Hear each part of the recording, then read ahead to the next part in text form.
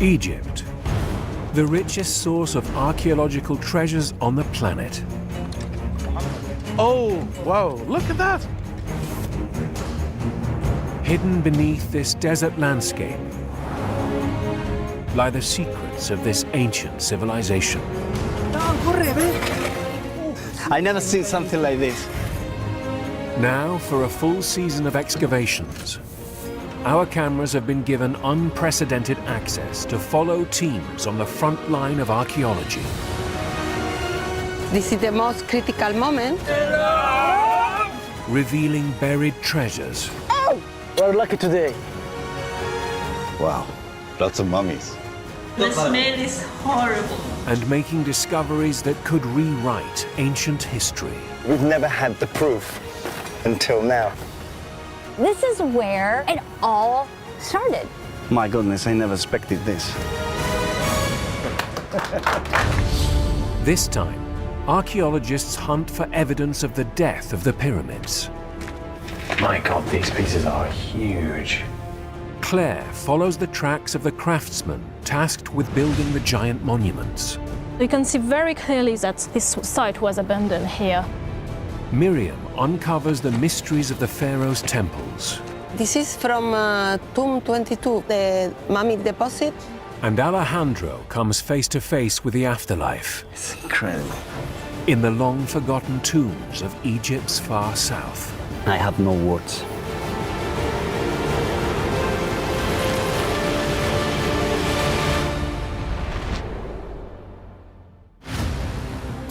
The west bank of the River Nile, home to the world's most iconic monuments, the mighty pyramids of Giza. The pyramids once housed the bodies of the pharaohs. But though ancient Egyptian civilization lasted for nearly 3,000 years, its kings only built huge tombs like these for a few centuries. Egyptologists are still trying to piece together why the pharaohs stopped constructing giant pyramids. For Egyptologist Chris Naunton, the majesty of the ancient structures makes the fact that Egyptians gave up building them all the more incredible.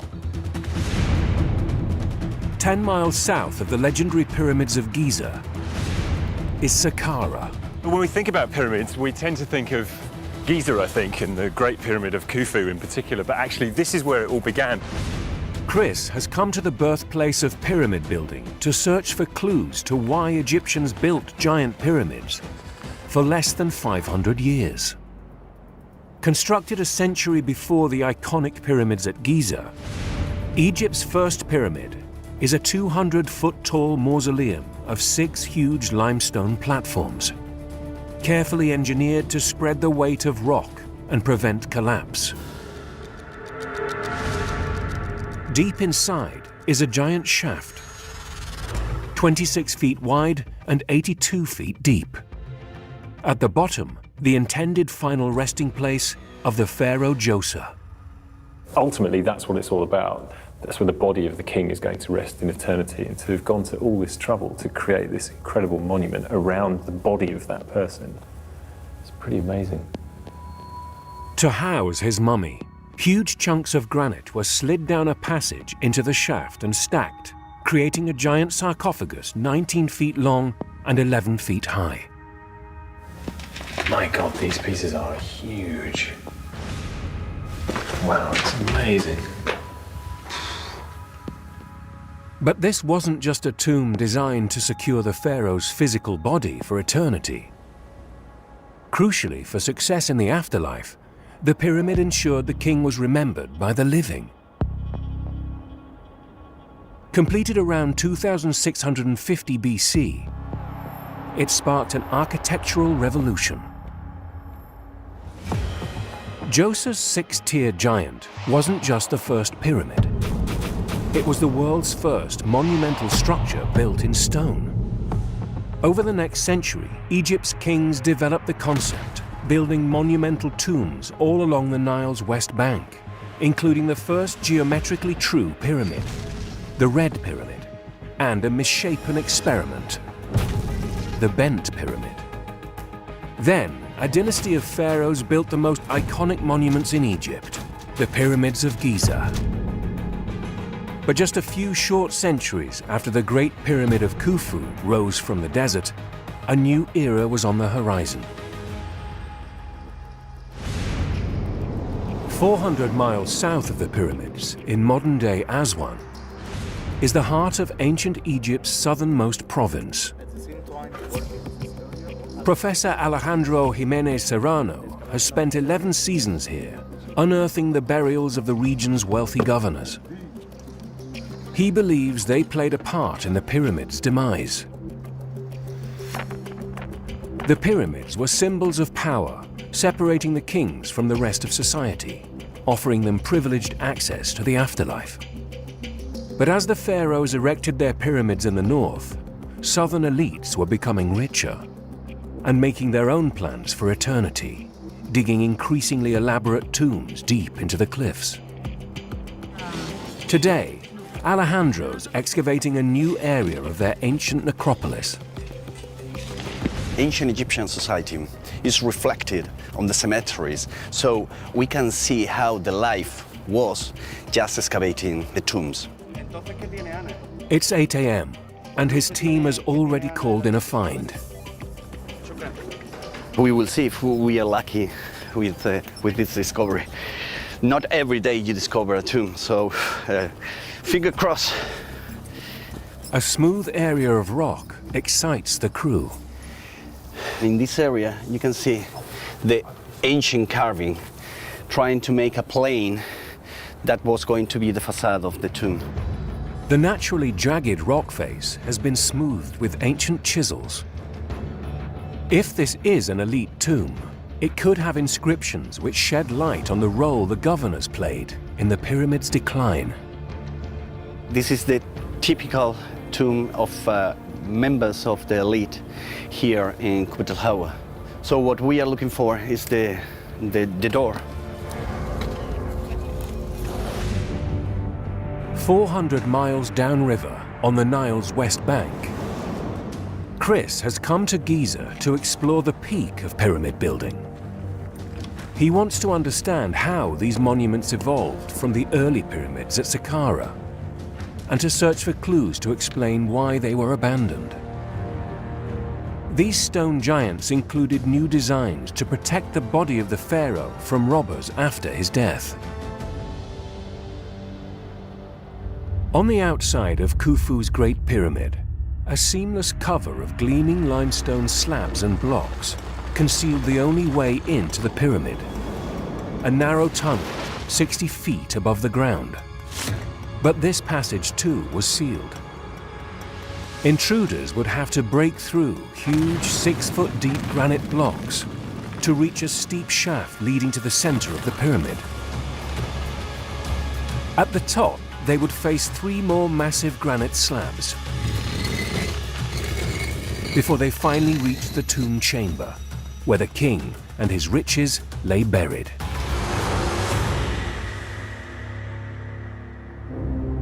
Alongside the Great Pyramid, Khufu's son, Khafre, built his own pyramid. And below it, a complex of monuments and temples designed to aid his successful resurrection. Priests would come here to make offerings in the shadow of the pyramid, ensuring the pharaoh's name was kept alive. One of these monuments, carefully positioned, is the ancient world's most enigmatic sculpture, the Great Sphinx.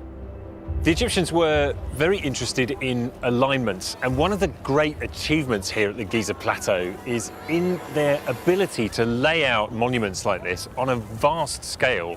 The Sphinx and the temple in front of it and the pyramid behind are actually all very carefully aligned with one another. Chris searches for evidence of when the pharaohs abandoned their monuments. Between the creature's paws, he finds a slab of a different stone, added 1,000 years later. The Dream Stealer. It's called the Dream Stealer because the text describes a story in which, before he was king, Thutmose IV had a dream in which the Sphinx spoke to him. And the Sphinx says, "I'm not in terribly good condition. I've fallen into disrepair. The hieroglyphs claim the Sphinx had been allowed to drown in the desert sands, but that Thutmose would be rewarded for restoring the sculpture to its former glory. If Thutmose IV could make the repairs that are necessary and clear the sand away, then in exchange the Sphinx itself will bestow the kingship upon the young prince. So in other words, the deal is, if Thutmose IV does what the Sphinx wants, he'll become king. Thutmose believed that to become pharaoh, he had to please his glorious ancestors and make sure the ancient pharaoh's monuments were remembered and respected. When he became pharaoh, Thutmose did renovate the Sphinx during a period known as the New Kingdom, the pinnacle of Egyptian power in a history stretching back thousands of years. The first small settlements sprang up on the Nile around 5000 BC, farming the fertile land and eventually growing into the state of Egypt.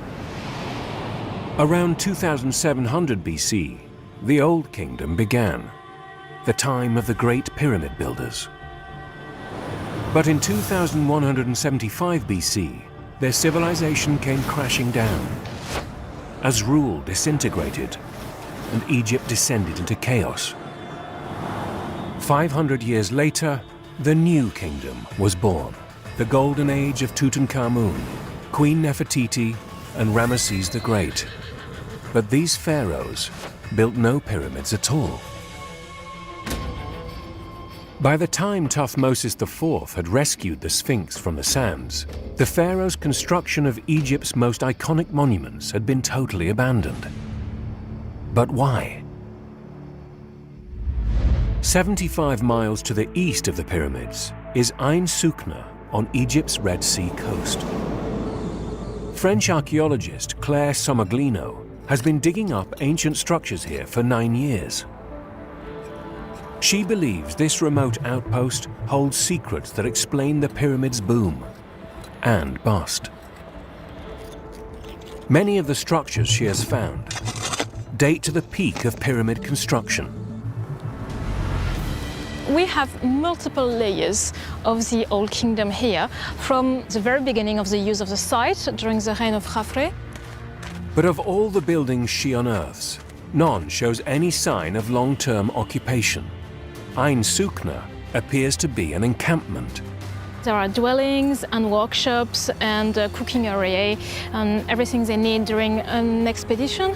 So they just occupy the site for 2 or 3 months. Claire searches for clues to what this camp could reveal about Egypt's age of the pyramid builders. Graffiti carved into a nearby rock face could provide evidence.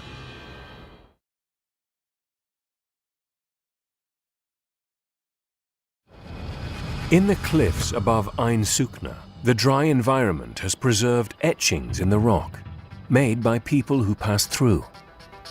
Some of the carvings date back only half a century, but others are thousands of years old. The most ancient one preserved are these inscriptions of the king Mentuhotep IV, and it says that in the first year of the reign of this king, he sent an expedition to retrieve copper, and just after Mentuhotep IV, Amenemhat I sent an expedition of 4,000 men this time, so huge expeditions at that time. The graffiti suggests the camp of Ain Soukna was a staging post in a supply chain, one providing a resource that the pharaohs needed more than any other for their pyramid building: the must-have metal for ancient stone carving: copper. Claire believes it came from the mines of Sinai across the Red Sea. When the pharaoh needed more copper, he sent an army of workers east across the desert. Some of them carried flat-pack boats, which were assembled at the coast and sailed across the Red Sea. The men spent 2 months laboring in the mines of the Sinai, digging out hundreds of pounds of copper ore. And once they'd filled up the ships, they returned with the ore to the mainland, ready to haul back to the Nile and to the pyramids.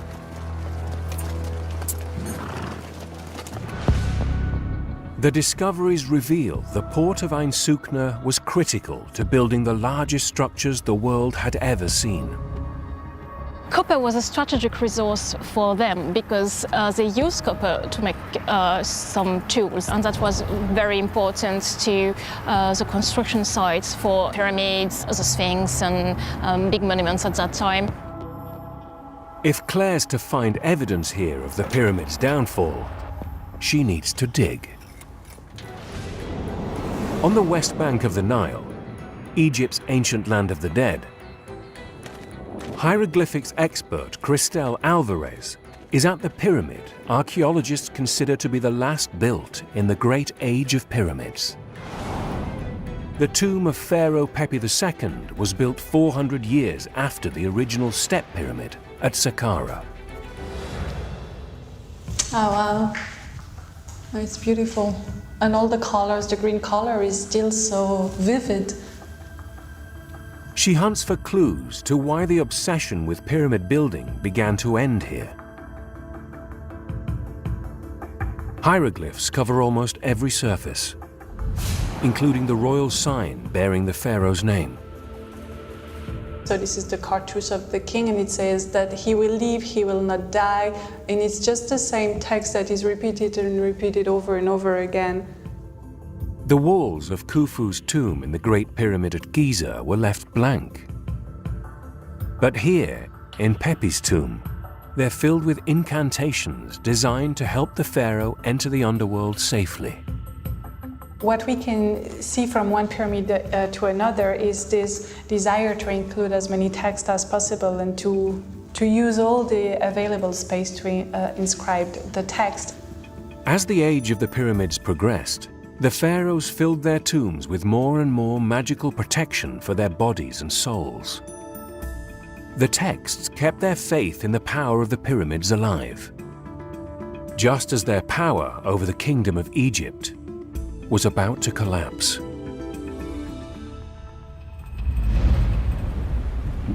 Pepi II's rule was marred by droughts, famine, and civil unrest.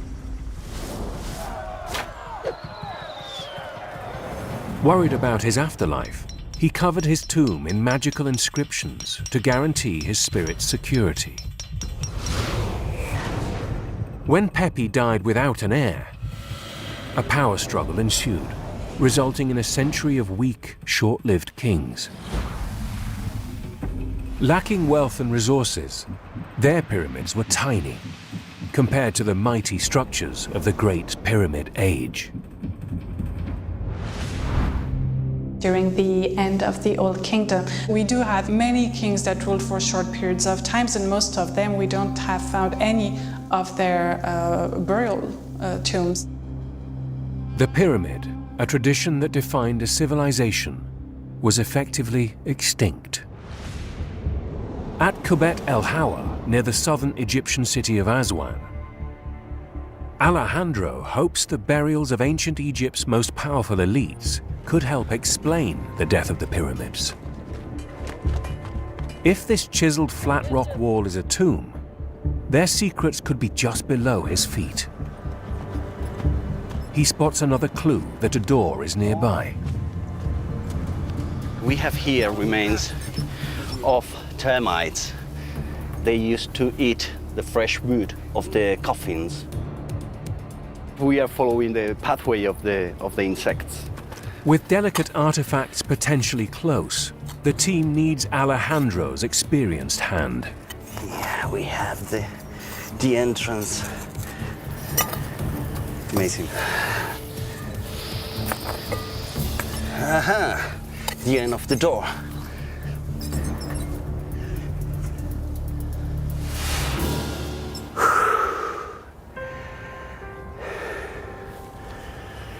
It's amazing.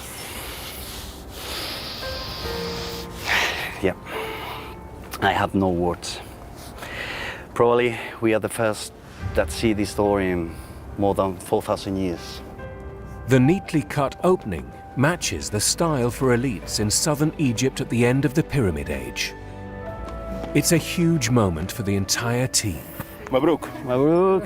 Shukran. The race is on to open up the doorway before the site closes for the day in just a few hours' time.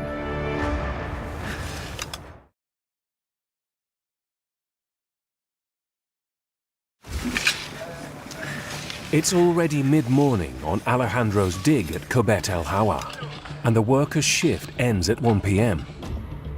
Termites may have led him to an elite burial, but to expose the doorway, the team must excavate not just the opening, but the entire area in front of the tomb. If they don't, the sand will just flow right back in. It allows Alejandro a moment to remind himself what he's looking for. Evidence of powerful Egyptian nobles, whose rise spelled the end of the age of the pyramids. In the period that we are excavating, the head of the state was the king, and under him was the vizier, and below the vizier we have their provincial governors. So these people, we might say that they were the number 3 in the state. Over 11 seasons working here, Alejandro has found evidence that in this era of Egyptian history, the pharaohs were losing their grip on power. While the kings got weaker, the governors of Egypt's provinces got richer. Alejandro discovers that just as Pharaoh Pepi II was building what would prove to be the last great pyramid, the tombs of the governors at Kubet El Hawa were expanding. Over the course of Pepi's reign, they increased in size 5-fold. The afterlife wasn't just for pharaohs, and pyramids weren't the only kind of tomb that could get you there. This is what we hope to find in the tomb that we have just discovered. It is a false door, and it was the magic door that the dead used to receive the offerings. Egyptians believed the spirit of the deceased would reveal itself to visitors, taking offerings of food to sustain it in the afterlife. If the new tomb has a false door, it could hold a wealth of hieroglyphic information about how powerful the governors had become at the end of the Pyramid Age. What we are hoping to find in the new tomb is inscriptions showing us not only the name but also his position in the society. With the site ready to close for the day at 1 p.m., they've excavated just far enough for one person to enter. Alejandro gives in to temptation. Yeah. We have a lot of sand. And there is no trace of plundering. Looting was rife in ancient Egypt. Even the giant pyramids at Giza were ransacked and cleared of valuables. With no evidence of robbery, there's good reason for Alejandro to be optimistic about the treasures that may lie beneath the tons of sand. Archaeology is patient. It's a patient work that sometimes has lucky strikes. At Ain Sukna, on Egypt's Red Sea coast, Claire's team opens a new trench at the ancient encampment. Adeline, ça va? Her colleague, archaeologist Adeline Batts, is piecing together the history of the pharaoh's copper expeditions. Adeline is drawing the stratigraphy that we have here. This is a very interesting one because you can see all the different layers of occupation of this part of the site. Tu viens m'aider? Non, je vais pas t'aider, je viens voir ce que tu fais. We have some ceramic. She notices a gap in the record. So you can see very clearly the different occupation layers because you have ashes mixed with clay and sand. And so we have this Old Kingdom layers here.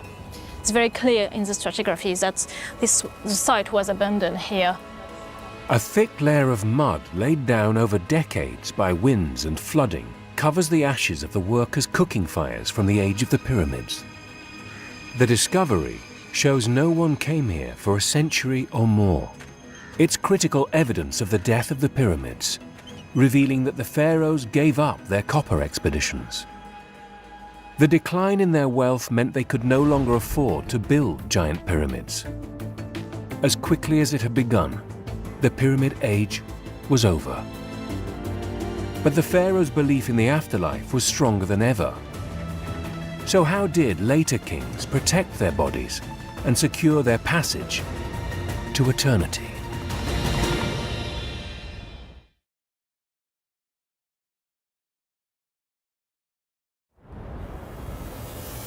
"700 years after the pharaoh Pepi II built the last Great Pyramid, the pharaohs of the New Kingdom had re-established their supreme power in Egypt and moved their capital south to Thebes, modern-day Luxor. Chris crosses the Nile River here to investigate how the New Kingdom rulers sought to guarantee their afterlife. These wealthy pharaohs could have afforded tombs as grand as Khufu's Great Pyramid. But during the chaos following the end of the old pharaoh's reign, the ancient pyramids were ransacked. Ancient texts describe the turmoil as bodies were cast out from tombs and funerary goods disappeared. The pharaohs' mummies were stolen or destroyed, along with their dreams of eternal life. Desperate to avoid that fate, the pioneering New Kingdom pharaoh, Thutmose I, embarked on a revolution in royal tomb building. Echoing the governors in the south, he decided to cut his tomb into the rock. His plan to protect his mummy was to hide. In a valley west of Thebes, the king picked a spot and dug a shaft over 600 feet deep into the mountain. It had subterranean chambers for the riches he'd take into the afterlife. And in a lavish tomb at the bottom of the tunnel, a sarcophagus would keep his body safe. Following his example, nearly every pharaoh for the next 500 years dug tombs into the mountain here to provide underworld palaces, creating a subterranean city of dead royals that became known as the Valley of the Kings. One of the best preserved tombs in the valley belonged to one of Egypt's greatest pharaohs, Ramesses III. As soon as you enter this tomb, you're really struck by the sort of monumental scale. All the surfaces are decorated, hieroglyphic inscriptions everywhere, large images of the king. Really, really impressive. Just as Pepi II covered the last Great Pyramid with hieroglyphic spells, Ramesses hoped magical art would secure his dangerous passage to resurrection. It's a very perilous journey, it's a very hazardous journey, and he encounters all kinds of demons along his way. But with the help of the gods who accompany him throughout the tomb, he's able to make that journey successfully. The New Kingdom pharaohs believed their rock-cut tombs would protect their mummies where the pyramids had failed.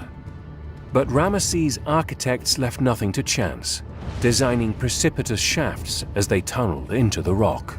This is a pretty important part of the tomb. It's a well shaft, which is a characteristic feature of tombs in the Valley of the Kings, designed to deter robbers, beautifully decorated with images of gods.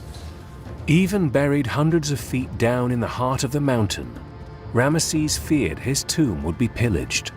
Even though the tomb would have been sealed, and the idea would have been, of course, that nobody would ever come in here again, it's still incredibly beautifully decorated.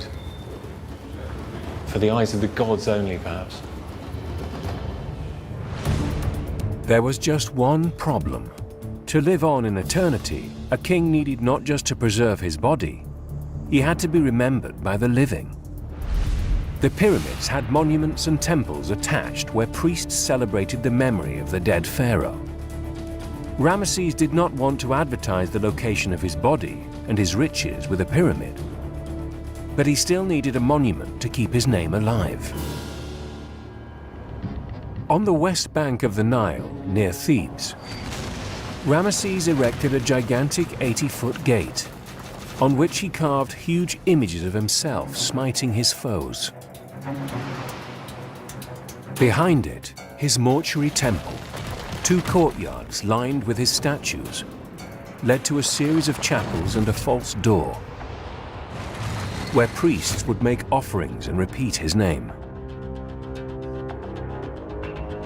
Surrounding the temple, he built mud brick walls 30 foot thick, stretching more than half a mile, to turn his temple into a fortress of worship.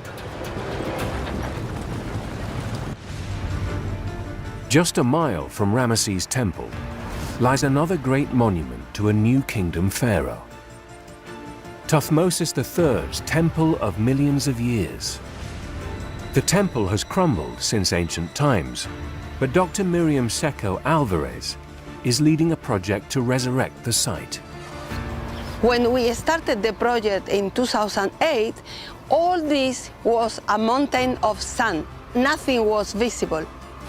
She wants to discover exactly how these new monuments were intended to secure the pharaoh's afterlife without a pyramid. Archaeologist Manuel Aballera searches outside the walls for clues to how the temple was used. He meticulously records every find workers unearth around the temple walls. Nice. Shukran. Ancient Egyptians made offerings of food, like dates, to the memory of the pharaoh. But among the 3,500-year-old fruit, he finds more valuable objects. We have jars that had beer inside. It's one of the most important offerings in the past. We have found thousands of jars here. The beer jar offerings mean archaeologist Javier Martinez Babon can track the temple's history. Some bear the signature hieroglyphs of later pharaohs. Here, for example, we have the name of Thutmose IV. Here we have the name of Tutankhamun. Other kings and other queens gave these offerings for the memory of the king. The jars prove that for centuries, Egypt's rulers made offerings at this temple to keep Thutmosis III's name alive, while his mummy lay safely hidden in the Valley of the Kings. But Miriam is discovering that Egyptians didn't just leave offerings of beer and food at the temple. With just minutes before the site closes for the day, Miriam's team unearths a burial. Vosotros dos, ¿no? The site has strict time curfews, and a skeleton can't be left exposed overnight. If we find a body, we have to remove in the same day. If we find something special, we have to remove to be secure. The team scrambles to move the ancient skeleton before the site shuts down. Oh, in 20 minutes we will finish, so that's why we are a little in a hurry. Para allá, para la sombra. A ponerle la sombra. With minutes to go before the gates slam shut, the skeleton is safe and ready for analysis. It could hold clues to how well the temple safeguarded the pharaoh's afterlife in the era after the death of the pyramids.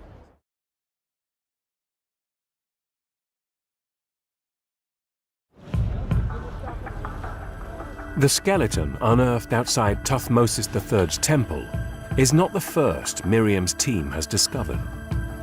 It's one of more than 125 ancient bodies they've unearthed around the site, many from a single tomb. Why they are here is a mystery, but some are preserved in almost pristine condition. The bodies could shed light on how Thutmosis's temple was supposed to function after his death. Miriam has made it her mission to search every ancient body for clues.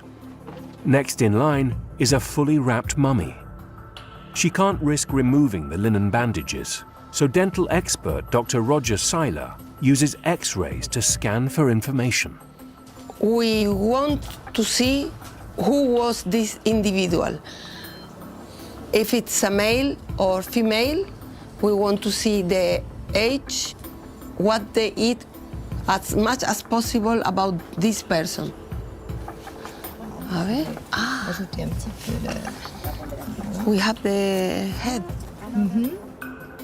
Roger examines the skull to determine the skeleton's sex and age at death.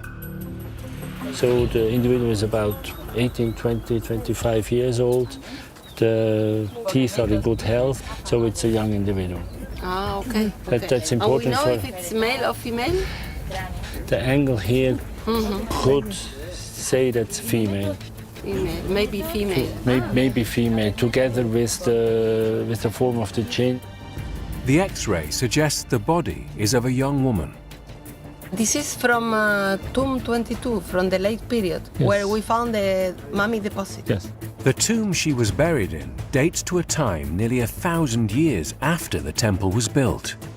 It's a hint that the temple was considered sacred long after Thutmose III had died. If he was still remembered, then his afterlife was secure. Now we have to go deeper to get more information. Miriam needs to discover who these people were to shed light on why they were buried here. They work through the dozens of mummies found at the site. The head is missing, but this is I think it's an organ package. So they took out the inner organs, they mummified them separately and put them back. Good mummification technique. So some of the mummies in this mummy deposit were high quality. High quality mummification. Mummification, yes. The mummies suggest that high-status ancient Egyptians were burying their dead here almost to the end of ancient Egyptian civilization. They believed this site held a power that would help propel their souls to the afterlife. The team will need to keep examining and comparing the finds. But with this analysis complete, Miriam can return the body to its eternal rest. They carefully lower the precious remains 15 feet down the vertical shaft. This is the most critical moment, and always we are worried. Tani, shoya. The mummy is safely in the burial chamber. Well done. The team lays it to rest. We have one more individual in peace. Miriam's discoveries suggest the temple remained sacred for nearly 1,000 years after Thutmose III's death, preserving his memory and his eternal life just as long as his body lay safe in the Valley of the Kings. The New Kingdom pharaoh's afterlife plan appeared to be working. On the hillside of Kubet el Hawa, near modern-day Aswan, Alejandro and his team have removed more than 1,000 cubic feet of sand from the newly discovered tomb. We have been working outside and inside, and we have the possibility to have access to check if we have some remains of the original burials. If the tomb contains hieroglyphic inscriptions or grave goods, it could help him identify the owner and uncover the burial practices of the nobles challenging the pyramid-building pharaoh's power. I can see several fragments of bones. The bones survive, but whose are they?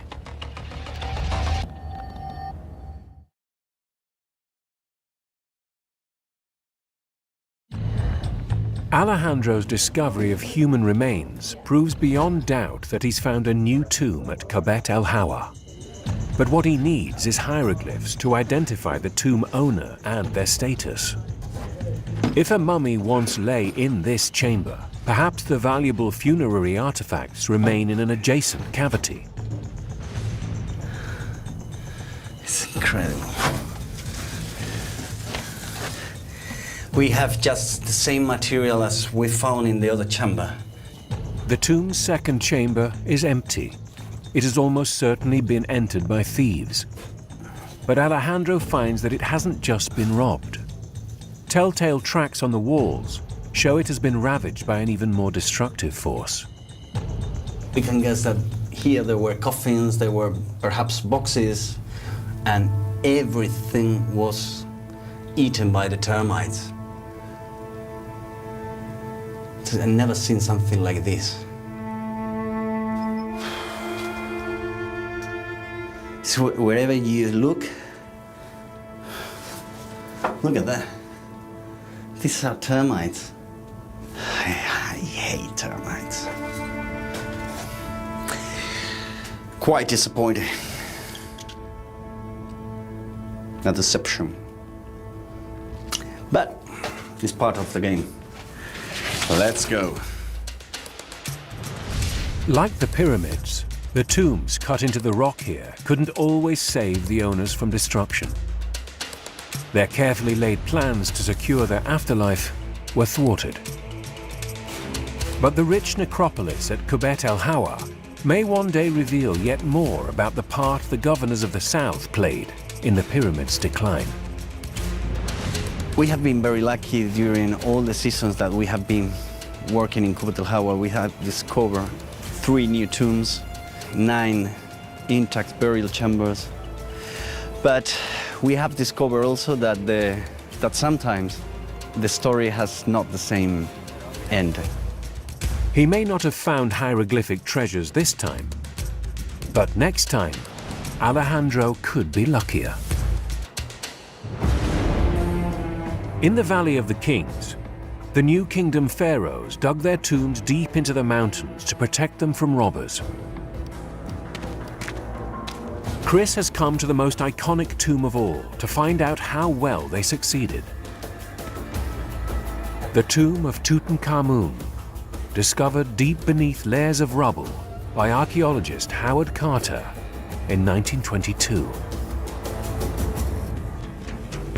So this is the exact spot where Carter would, for the first time, have made a little hole in this blocking here and been able to see through into the antechamber. So this is the moment where, famously, he's asked, "Can you see anything?"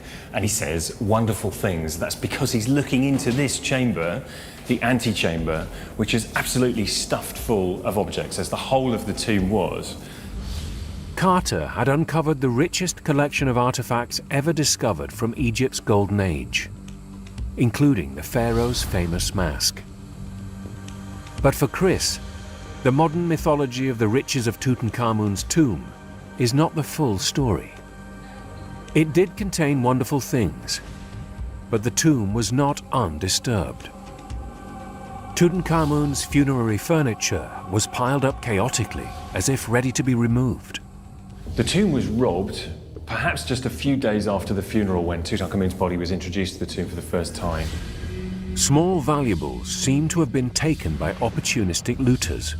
They had left the larger items, perhaps intending to come back, but something stopped them. We now know there was a flash flood in the valley which deposited a mass of material on top of the entranceway to the tomb, and once it dried out, it solidified to the consistency of cement. It was impenetrable, and the location of the tomb was lost until Howard Carter excavated the tomb in 1922. That was the first time anybody had seen it since the late 18th dynasty. Tutankhamun's tomb wasn't the only tomb in the Valley of the Kings plundered by ancient thieves.